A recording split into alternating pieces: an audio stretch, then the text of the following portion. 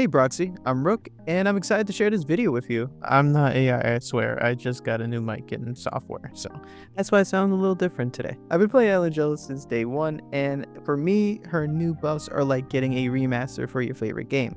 In this video, I'll go over new moves, some techniques with combo routes, her best builds, Mindscape value, and final thoughts of Best Girl. This video took a while for me to make, so any comments, likes, or subs will be much appreciated. So, with her new Icy and Glacial Blade attacks, she has more options for the player to choose from. The Icy Blade occurs at the end of a basic attack combo, EX Shark Nabi combo, what else? Dodge counter, and assist follow-up. The damage increases the larger the enemy and also has iframes.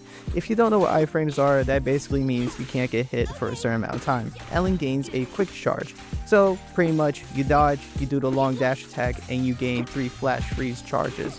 I say charge a lot, I guess that's a problem. If grouped up properly, her AoE clear is just as good as if it was in Hollow Zero. Now the Glacial Blade wave is great for following up your combo routes if you have 2 or more charges. There we go again, saying charge. It's in the kit, okay? This move occurs after her basic attack combo, charge dash attack, dodge counter, and quick assist. After using the Glacial Blade, Ellen will automatically follow up from her basic attack combo. Before I move on, Ellen also gained a new parry mechanic at the beginning of her dash attack. She also gains iframes when she finishes the move. So Ellen has 3 main techniques that I use, and they are still relevant in her playstyle. And I suggest you learn them yourself. Well, that sounded harsh. Let me show you how to do them. So her first technique is dash canceling. Now you can use it as a way to parry the enemy at some point, whether it's in the beginning of the fight or during the middle of your combo string when you're anticipating a move. If you're going to play Ellen on field, most of the time you'll appreciate how much better Ellen can manage her charges now that you're able to gain these quick charges from dash canceling. Ellen's second technique is chain attack canceling. By simply turning on the manual chain attack setting, you can decide when to activate the chain attacks by holding your basic attack or EX button. This is important because with her passives getting buffed, Ellen's chain attack damage has increased significantly. You can swap with your teammates to chain attack with Ellen up to 2 times. It will also prevent you from starting the chain attack phase by accident and give you better control of your actions. Burst damage Ellens will appreciate this more than others. Lastly, I'll explain Ellen's EX attack loop. After you use her EX move, you'll combo into her third basic attack, which I'll just call BA3 for now. Now, with the new blade attacks, you can EX, BA3, Icy, then EX again to continue the loop. When you're done, you can use her quick charge or glacial when you see fit. It looks a little different if you have her second Mindscape. Here's my M3 Ellen showing that off. I know that my Ellen's M3, but I'm doing combos that any Ellen could use. BA3, Icy, quick charge, glacial, double EX,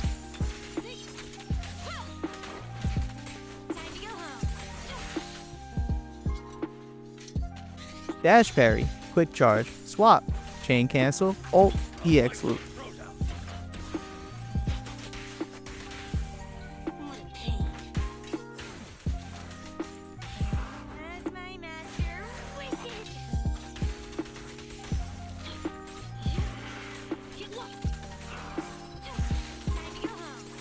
Keep in mind, you can dash cancel at any point during these combos, and I hope you find the combo you jive with the most. The age-old question, what is best in slot? To be completely transparent with you, it strongly depends on what playstyle you use with Ellen. Woodpecker is meant for the Ellen players who consistently have her on the field more than her teammates, so it's a better option if you're running off-field characters like Trigger, Astra, or Pulchra, those who kind of force you and your other teammates to be on the field. It's also a set that's not tied to needing an anomaly effect, unlike Polar, to be effective. Woodpecker as a 4-piece not only boosts Ellen's crit rate, but also increases the attack by 9% per stack. So with Ellen, because you're on the field a lot, you're gonna have an average of 18% attack increase with a max of 27%, which is nothing to sneeze at all. This transfers to her basic attacks, her chain attacks, her ults, everything. Although Icy and Glacial Blade make 1 stack pretty much guaranteed, timing your EX and dodge counter buffs will be your biggest obstacle since each stack refreshes separately.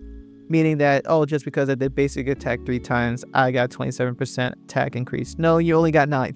You have to also EX and dodge counter within 6 seconds to refresh. And it's a hurdle you can master. You just need to practice your routes for maximum damage. If that's too much of a pain for you to manage, another option could be the Shadow Harmony set. This set splits the stacks into 4% crit rate and attack each, up to 3 stacks. So it increases up to 12%. Each time you dash attack, you gain a stack, and all stack timers reset when you dash attack again. With Ellen at M1, her signature, and this set, you passively receive up to 44% more crit rate. Essentially, you trade off the extra attack percent from Woodpecker for easier buff management and crit rate, which makes building Ellen a bit easier to play. Now that her dash attack damage is included in her buff, this set is more viable and competitive than ever, but it depends on your preference between the two. For burst DPS, you have a similar fate. You have to decide between 2 sets, which are Puffer and Hormone Punk. Burst DPS Ellen players are like Hugo players, who only appear during the chain attack phase to deal massive damage. So if you're running a more stun-focused team, this is a better option. Puffer is now a viable option because Ellen's ult is part of her passive, and having the set's ult damage and attack percent increase is very powerful. It also comes with a little bit of pen percent, which is very helpful in ignoring enemy defenses. The set looks even better if you plan on getting Jufufu because she will increase the decibels your team can hold, thus having more frequent ultimates. Plus, she's a stunner and can synergize with Ellen. I imagine future units like Fufu will be just as helpful, maybe if they're ice, I don't know. Now compared to Hormone Punk, I don't have a good Hormone Punk set. I couldn't test it. I tried for 3 weeks and this is all I got. Look at this. Lastly, there's Polar Metal. This is my polar build. I always use it in all the content I play. I S rank. I cleared everything. It's just wonderful for my team. Since Ellen was also paired with Lycone and Shark Boo, she freezes more often and gets the buff. Both blades are also included in this 4-piece effect because they are both basic attacks. This set is more of a pseudo playstyle. It's neither an on-field nor an off-field dependent set. It's a mix of both with the necessity of an ice teammate. You would want to freeze your enemies anyway since they receive additional crit damage. Overall, with any set, it depends on how you balance the stats. If you have undesirable sub-stats in your 4-piece Woodpecker set, but have great luck on your Shadow Harmony set, I would say go with the Shadow set, because again, it's about good sub-stats as well. Your main stat on the 6th slot should always be attack percent, no matter what, is undebatable. For the 5th slot, it depends on your other teammates. For example, if you have Lighter, right? You probably don't need the ice damage percent main stat. Again, it depends on the sub-stats and weapon, but all main stats can work with Ellen. Lastly, for slot 4, it's now a contest between crit or attack percent. I tested these 2 drive sets on this guy. Here are the numbers just to show the difference in damage. I'm not exactly thrilled to be serving you. Oops, I just said that.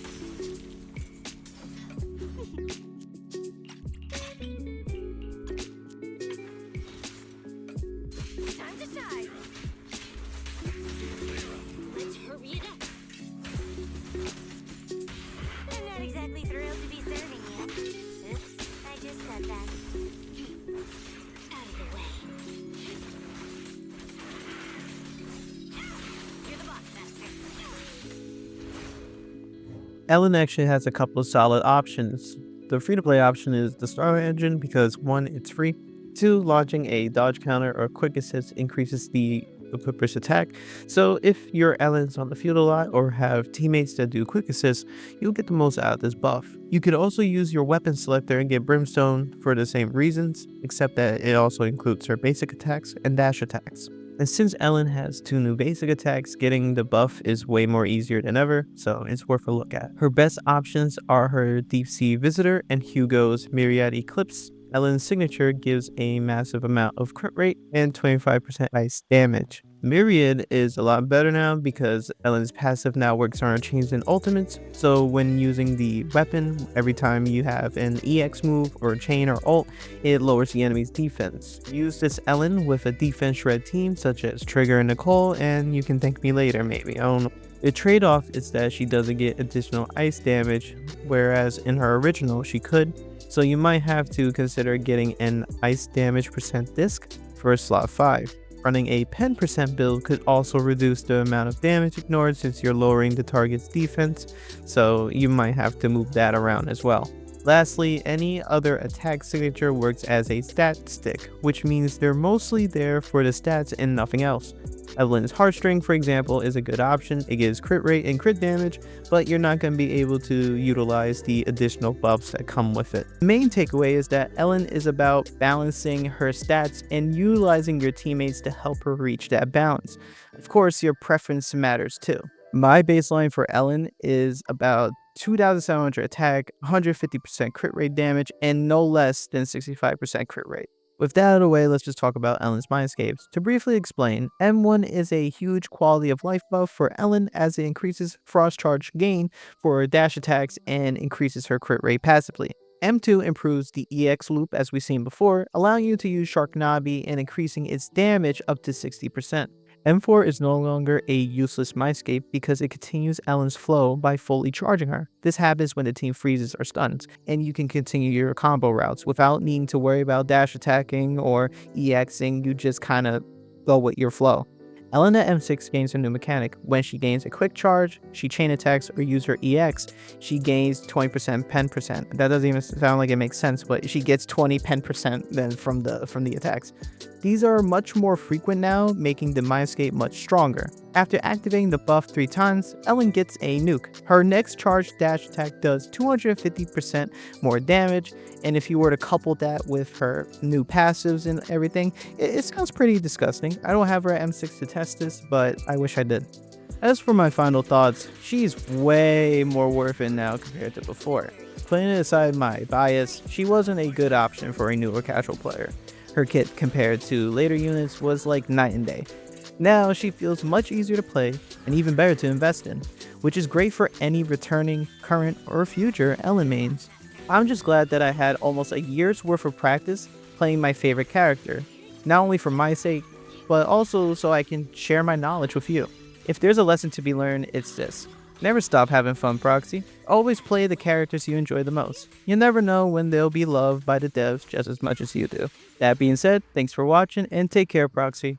Hope you have fun in Season 2.